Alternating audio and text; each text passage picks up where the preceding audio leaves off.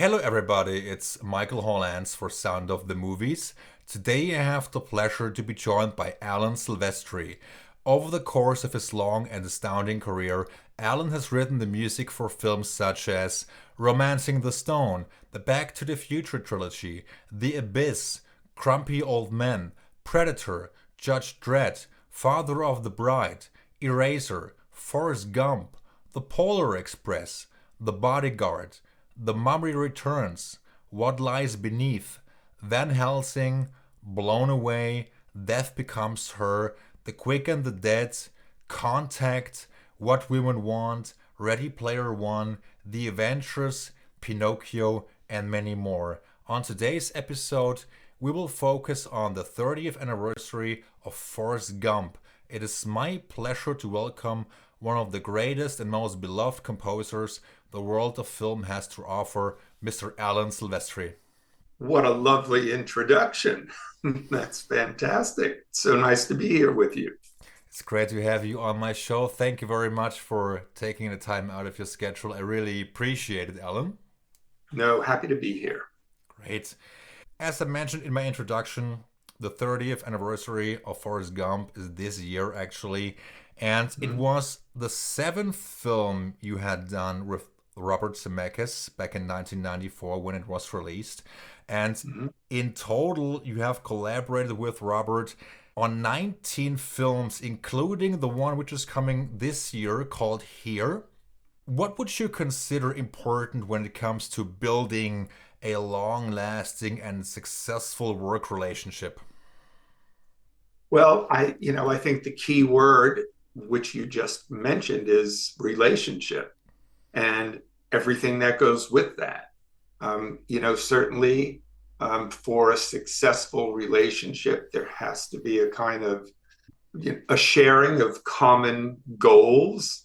There has to be a developing trust in a relationship in order for it to withstand, the difficulties and challenges of time. And it's quite amazing to have now this long relationship with Bob Zemeckis.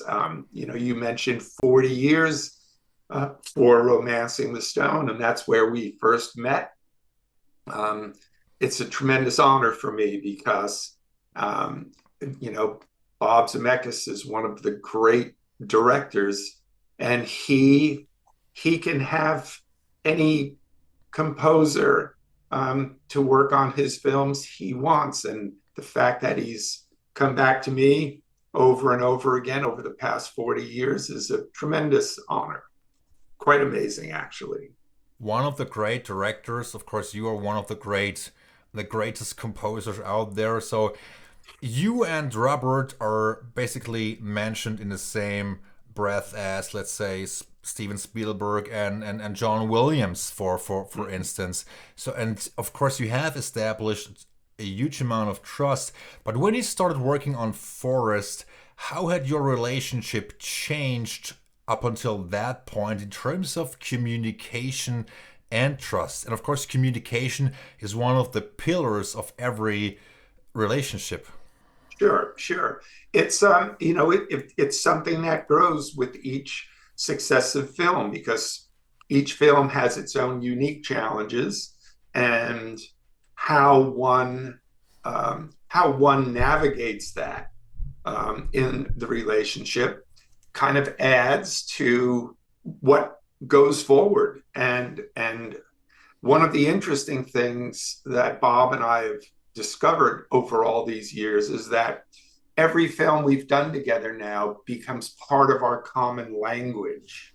So we could be working on a film now and Bob could say, remember that thing you did in Back to the Future in such and such scene? And it's like, that is a kind of shorthand that is amazing because in that one reference, I know exactly what he's talking about. So now you take 19 films and all of the smaller projects we've done, we're probably looking at 23 or 4 things we've done. all of that is in our past, all of that is in our vocabulary.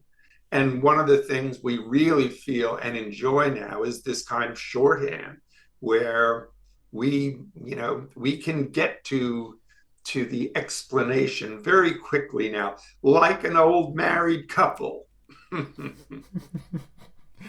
Thank you, Alan. How does Robert Zemeckis stand out when compared to other great directors you've worked with, and you have worked with some of the greatest? How does he stand out in terms of his approach to directing or even his appreciation of film music? He's very interesting in how we work. We discovered early on that Bob is not a musician per se, although he's incredibly musical. And you discover that in how he cuts film.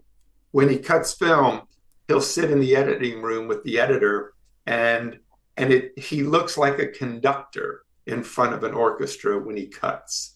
He'll see the end of a scene and he'll raise his hand and go and cut, just like a conductor giving a direction to an orchestra. And so what we discovered early on was he doesn't have to try to speak in musical terms. He doesn't have to say, oh, should that be a clarinet, or should that be an oboe, or should the strings take that? Or he doesn't do that. What he does is he talks to me like one of his actors, and he talks to me about what the scene is trying to be and what we're trying to accomplish. And he leaves it up to me to now take that direction and move that into the musical world. And so it's a lovely way to interact with the director, and very comfortable for both of us.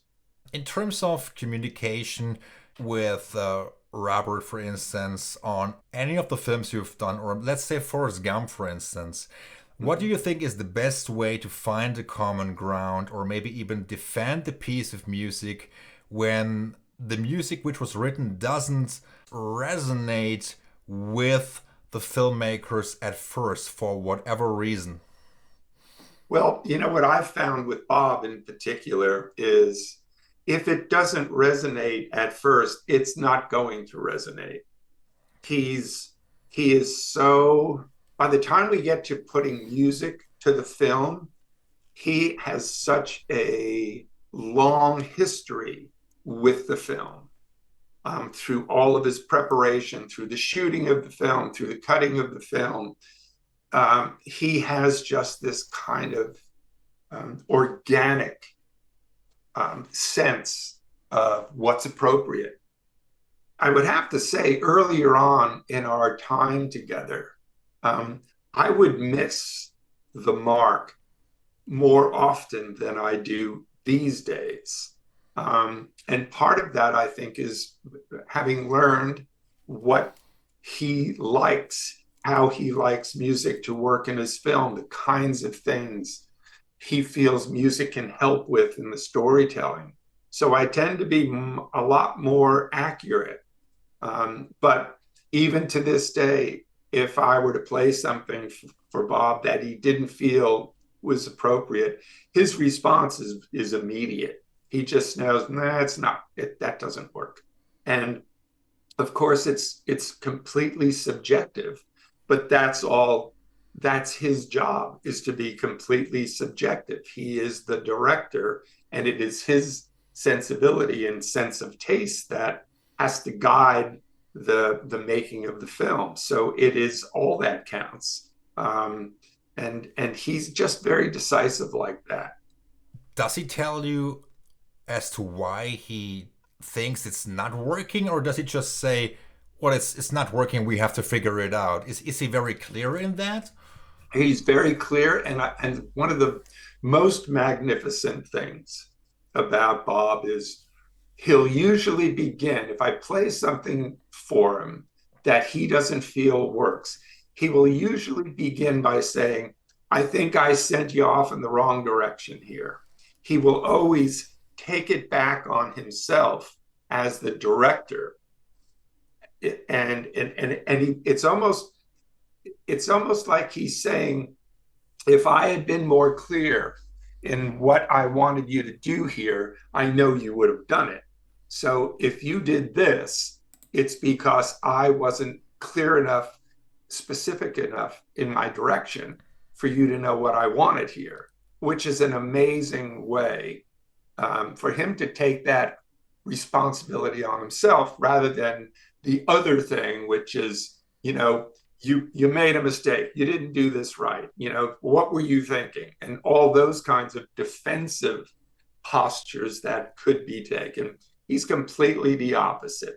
He takes that responsibility, and then he will very clearly say, I think I led you to believe that we wanted to play this part of the scenario, whereas it really needs to be this. And then I have clear direction and can go off and get closer on the next try. In terms of Forrest Gump, I must say, to me personally, I think this is the most emotionally charged film you have done with Robert. To me, it's one of the great films. I love it. It's a tearjerker as far as I'm concerned. It offers a lovely story, great actors. You wrote a fantastic score. It also features very good songs. So, Alan, when you first saw the film and spotted the picture with Robert, how did you decide what the music should sound like? Did he tell you, well, we need score all the way through, or did he already communicate he may use songs here and there? Well, the songs were always a part of the concept of the film, and what all of us didn't quite know as the film was coming together, we didn't quite know to what extent and in what way the songs would function. And we had some very interesting back and forth conversations in the process. At one point, Bob called me up and said, hey, I'm thinking, you better get ready. This movie's going to be wall to wall music. You're going to have a lot to do. And then at a point after that, he called and said, I don't even know if we have any room for any score in this. We may just be doing this with. And so we kind of went into the spotting session with a bit of trepidation, because we didn't quite know what was going to happen. And the magical thing was when we were sitting there together watching the film, frame by frame, beginning to end, we discovered that it was absolutely clear where score should be and where the songs should be used. And it turned out that the score wound up being used for all of the storytelling and emotional beats. And songs were these really interesting signposts of, time markers, of places in time where people were and where things happened. And they were a very interesting part of creating these time frames in Forrest's life. And it all was very self-explanatory.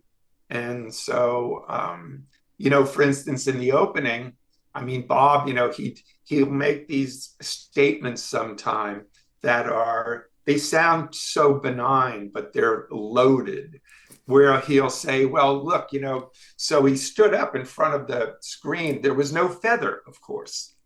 So I had to write a feather theme with no feather.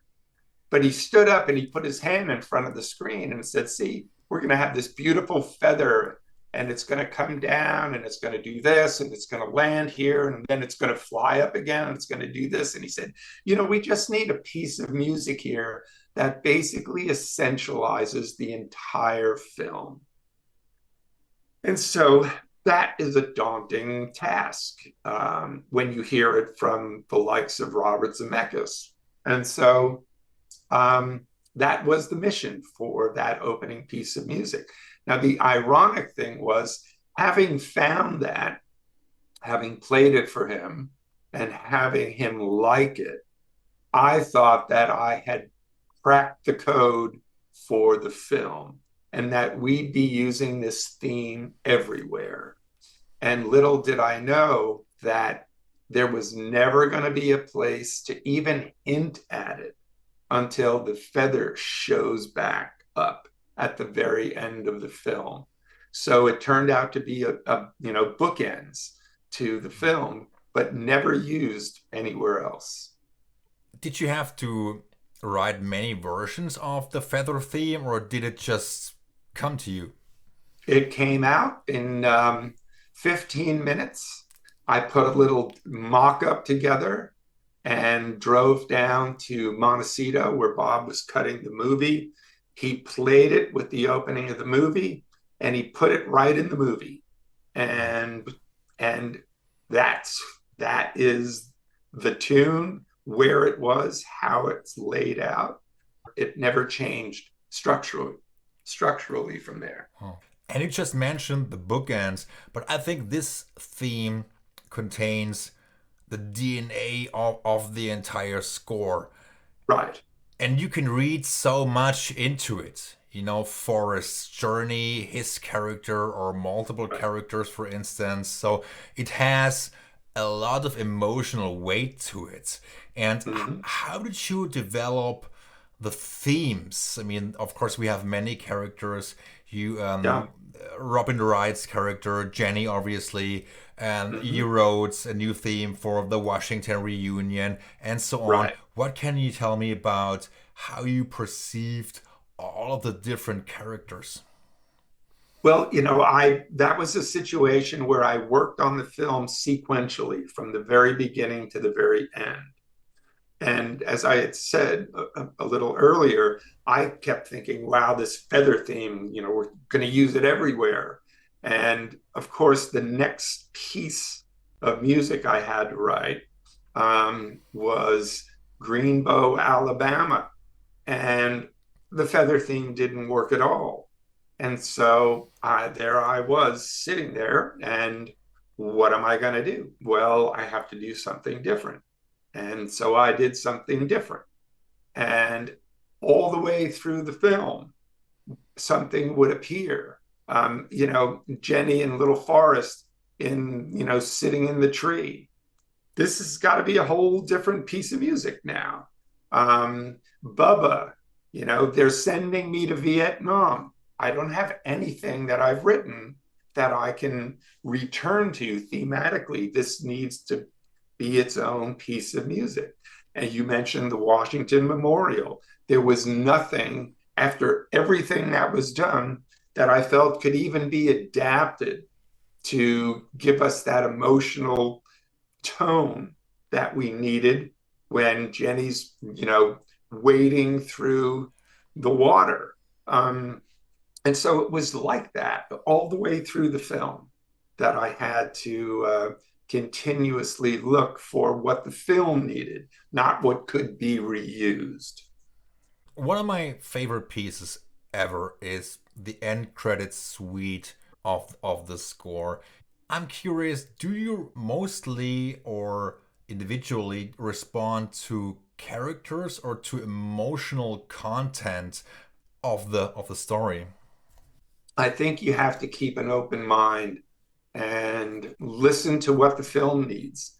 Sometimes the film needs a piece of music that will enhance the visual aspects of the film.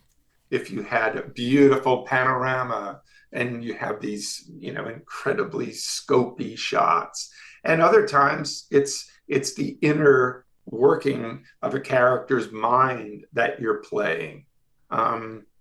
You have to be light on your feet and always willing to see what music will best serve and what needs to be served in storytelling, and it changes constantly. of all the films you have done, and you have written the scores for so many films, Alan, how would you verbalize what Forrest Gump means to you in your filmography, either in terms of a special moment with Robert Zemeckis or in terms of the harmonic structure of the score or the melodies or the whole cinematic package which you were able to react to emotionally? Yeah, well, Forrest was, it was an extraordinary, it was a phenomenon. And we, we all kind of felt it in the process. The performances were so fantastic. When we first previewed that movie, an amazing thing happened. The movie wasn't finished. The score wasn't even in it yet. And at the end of the preview, this was a movie theater filled with people. At the end of the preview, there was basically, you could hear a pin drop, and the audience spontaneously got on their feet and turned around and faced the back of the theater because they knew that the filmmaker would be back there, and they just started applauding. And I don't think any of us had ever seen anything like that. So the magic of, what was to become the finished film was already there. And I think the thing I liked the most about it, the experience that is that we started to get these reports from around the world that people who hadn't been to a movie theater in 30 years were leaving their homes and they were going to see this film called Forrest Gump. And aside from the financial success of the film, I think we all just loved the fact that this was already a well loved film and it was inspiring people to go back to the movies. It contains some of my favorite moments of cinema. Alan, do you recall how much time you had on the film? Was it a tight schedule? I don't recall exactly. I'm going to say it was not tight and not luxurious. It was kind of, somewhere right in the middle. Once we began, my part at least, I had to keep moving steadily forward in order to make the dates. And I'm sure many young composers are struggling with deadlines, and they would want to have an advice from someone like you, an experienced composer, a master of his craft. How do you deal with tight deadlines and pressure, and how do you overcome it? Well, it's always challenging. Like when I had done uh, Infinity War, every piece of music that was in the film, all of my sketches were in on the floor of where I work. And it all categorized by reel 1, 2, 3, 4, 5, 6, 7, 8. We might have had 9 reels in that.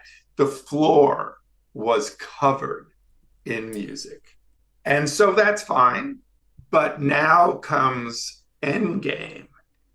And when I first began Endgame, and I knew that by the end of this floor would be covered in even more music than there was for Infinity War. And it is a little disturbing to entertain this. What I found over the years is you just have to get into the room and sit down every day and do your work. And you really can't project to how daunting the task is. It doesn't serve anything. It'll just scare you. So you just need to make that cup of coffee, go in the room, and all you can do is a day's work anyway. So do that, and then do the next one, and then do the next one. How do you structure a day's work? I mean, you often hear these stories that composers or filmmakers work around the clock. Do you try not to work insane hours? Do you write fast? Do you try not to go beyond a certain point because your work may suffer? That's something everyone has to find for themselves. What I've found is it's very physical to write, and you have to be rested. You have to be in shape psychologically to do it. And my routine is I'm a bit of an early riser. My wife and I get up in the morning. We make a cup of coffee. We'll take a walk, or we'll take a quick drive and visit. And I go into the room. I take, depending on where I am in the project, I'll take some time at lunch. Sometimes at the end of the project, I'm standing up eating lunch in 5 minutes and then back in the room. But every day, usually between 5 and 6 o'clock, I walk out of the room. And because I have to do this 7 days a week for months, and you have to find a way to pace yourself so you don't burn up. And but it's a physical activity, and you have to be a marathon runner, not a sprinter. Very well put.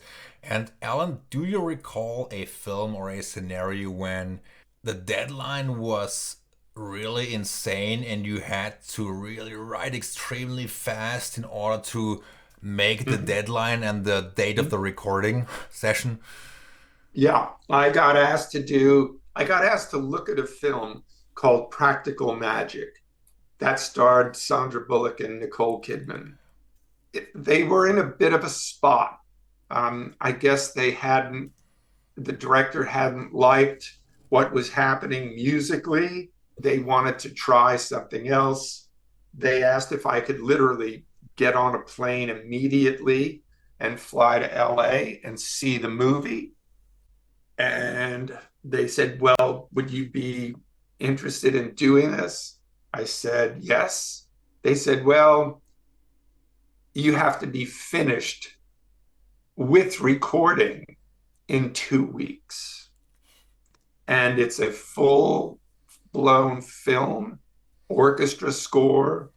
And I'd never quite had that level of challenge. And one of the things that happened was I said, I'll do this, but I have to have a conversation with the director where he tells me everything he wants and hopes for. And then I have to go into a room and not talk to anybody. I have to write as fast as I can with no second guessing, no consideration, nothing. I just have to get it done. And that's what we did.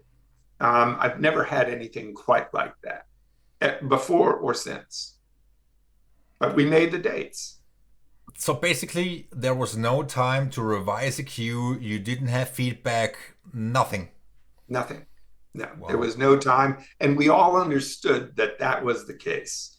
So it was, and it was interesting because there was something that I had never quite experienced in the way I did on that film, having to do with not second guessing myself, that I didn't go through all kinds of mental gymnastics about, well, should I go do this or do that, or should I do this like this, or what. No time. It was first impression, write it down, first impression. So it was almost like stream of consciousness. I need something that works here now. Got it. On to the next. I need something that works here now. Boom. And work through the whole film like that. Those deadlines can be crazy, and I'm sure not too many people could have pulled off what you did on that picture. And if I recall correctly, Father of the Bride was also a film where you had to work quickly. It was very, very quick.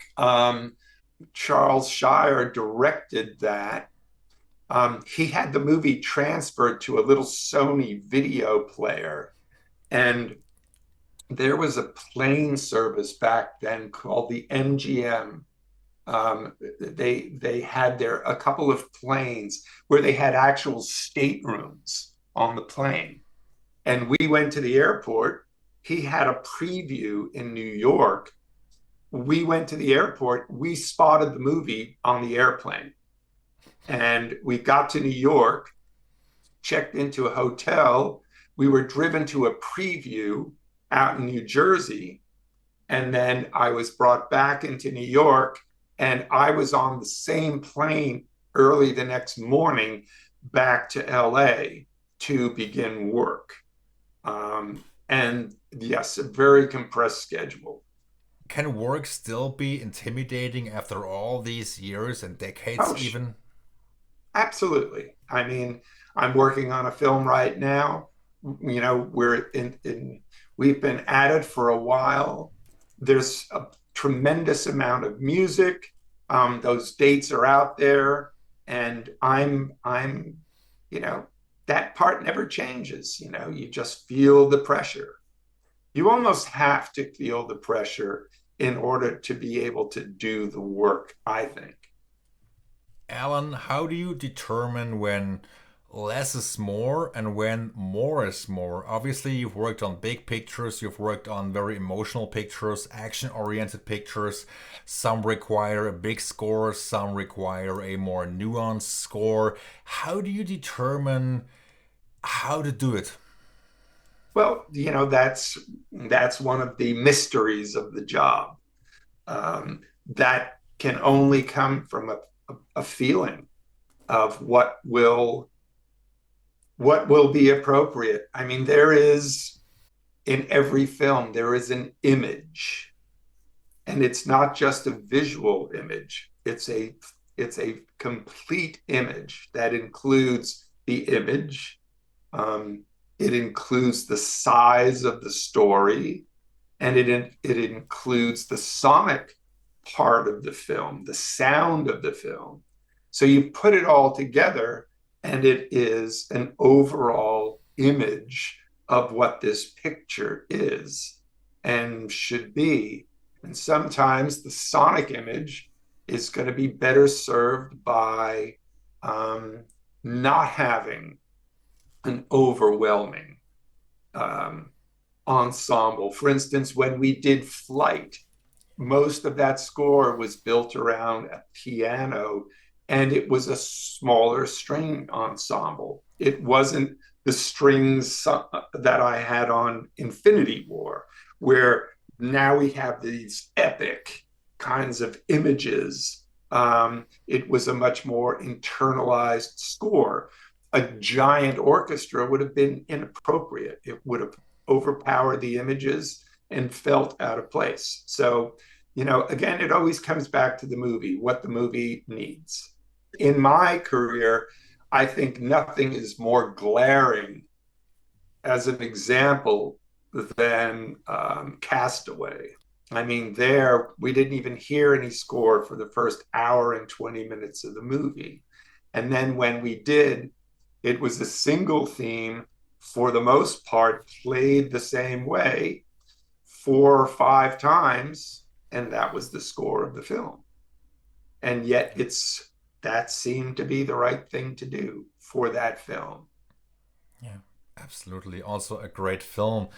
And Alan, I know that obviously some composers have a great musical voice which you can recognize instantly, and you happen to be one of those composers. I mean, I can listen to all of your scores and I hear just one fragment of the score, and I know it's an Alan Silvestri score, and obviously I mean that as a compliment. So Mm-hmm. how would you describe your musical voice and who Alan Silvestri is in musical terms? Well, you know, I have my musical history. You know, I began as a drummer, and then I was a guitar player. So I was my musical world was founded on rhythm, and I still feel that way, that my rhythm plays an incredible part in how I hear music and approach it. And, rhythm is not just rhythm of a piece, rhythm is when something should happen in a scene and how one feels the rhythms of a piece of film. And, you know, what I feel about all that is, just as we have a voice, you hear a friend's voice. If you hear one word, that's your friend, or that's your mom, or that's your dad, or that's this person, or whatever. And what is that? There's just something identifiable about how that person speaks, the timbre, everything. And I think people who write music potentially have that same quality where there are certain kinds of harmonies that appeal to them, certain kinds of contours of melody that appeal to them, certain kinds of rhythmic aspects that appeal to them, and that are aspects of how they speak musically. And so everyone has their voice. When think of the great composers, when it's this one or that one or that one. And so what is that? They're all using the same 12 notes. They're all using the same instruments. And yet that's so and so and that's so and so. So what is that? Well, it's the same idea. It's how they speak musically, and that all constitutes their musical voice, which can be recognized as a voice. I know obviously today we cannot cover everything, but beforehand I mentioned that we also have a couple of other anniversaries. And Sure. one of the biggest, for instance, is The Abyss, which was released 35 years ago. James Mm-hmm. Cameron directed it, Gail and Hurd produced it, and just 3 days ago I rewatched the film for the first time in years. I bought the brand new Blu-ray, the 4K disc of the film, and it was so great to revisit this fantastic film. And this was released in 1989. You had done Back to the Future, you had done Predator, you had done Who Framed Roger Rabbit. How did you work with James Cameron, who I believe is a different director than Robert Zemeckis or Steven Spielberg? How did everything come about? Well, James is, as everyone knows, he's a brilliant artist. I won't even specify it in the world of cinema. He's a brilliant artist on so many levels. One of the most wonderful things a composer can hope for is that when they work on a film, that the film is being made by someone with a very high level of competence and ability and fluency in the world of cinema, because what that does is it allows the composer to really see the intention of the filmmaker, not by anything the filmmaker says, but by what the filmmaker puts on the screen. And certainly James Cameron knows how to get his intentions, his thoughts, and his direction onto the screen. And so that's a great place to begin. His images were so magnificent, and it was amazing to work on a film that beautifully made. And it's interesting, it's fun to see that that film has withstood the test of time, and that even it I think it may even be more beloved now than it was when it was originally released, which is always fun when a film has a life cycle like that. You probably won't believe it, but that score, especially the expanded edition, which was released a few years ago has become very expensive. It's gone out of print, and I've seen it go for more than $1,000. Really? I should have kept some of them. Before we wrap up, Alan, what's next for you? I am presently working on a movie called The Electric State with Joe and Anthony Russo, and it stars Millie Bobby Brown and Chris Pratt. And it's based on a graphic novel, and it's fantastic. The imagery in this is just spectacular, um, and it's a lot of music. And so we're scheduled to record middle of July, and so I'm very busy these days. And we're awaiting the release of Bob Zemeckis's most recent film here. And it's interesting, we were talking about Forrest Gump, and this has kind of been a bit of a reunion because it's Tom Hanks, Robin Wright, Mhm.